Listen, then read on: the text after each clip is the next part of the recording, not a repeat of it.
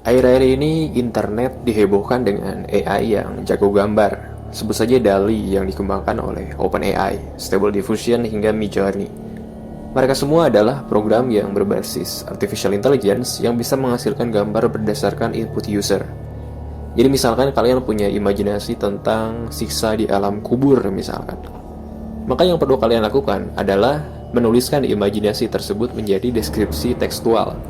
Kemudian memasukkan teks tersebut menjadi sebuah perintah program hingga AI bisa memprosesnya.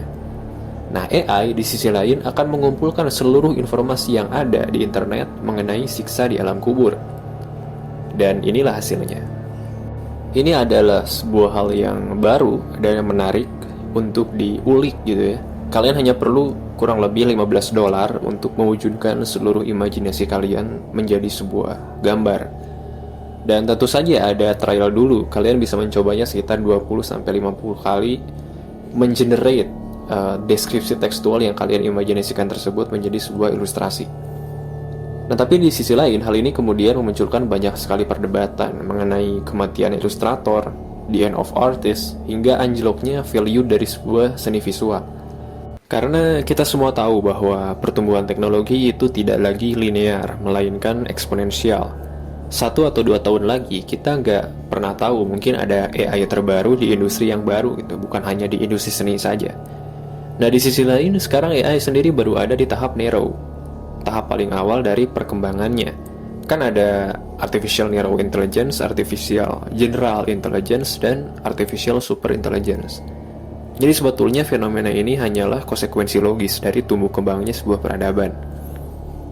Nah, masalahnya banyak orang yang khawatir bahwa AI ini akan menjadi musuh terbesar umat manusia gitu, bahwa mereka akan mengambil alih peradaban yang telah kita bangun.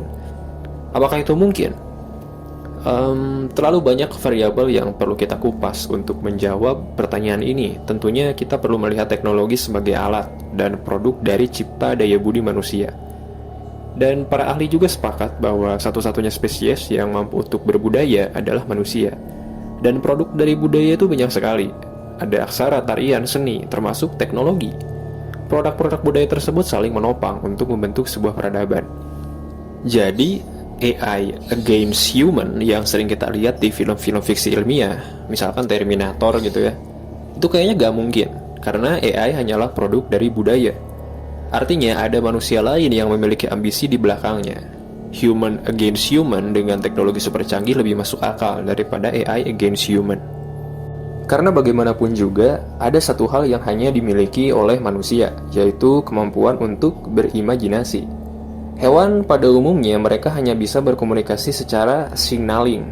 Contoh, singa akan berkomunikasi untuk bekerja sama ketika berburu.